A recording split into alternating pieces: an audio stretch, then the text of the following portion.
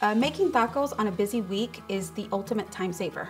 You're going to first buy quality, great ground beef. A little more than you think you're gonna need because people are gonna want it for leftovers the next day.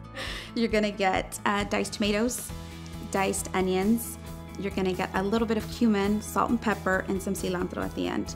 And a couple of cloves of garlic. Then you're gonna add the ground beef and you're gonna brown it. And the ground beef is gonna pick up all the flavors of the tomatoes, onions.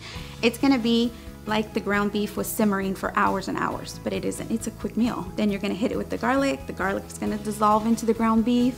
It's gonna get all juicy, all moist. You're gonna add your cumin, and then right before you serve it, you're gonna add some cilantro. Just that little, warm and fresh combination, and serve it with plenty of corn tortillas. And the process is simple, but the flavor results are out of this world.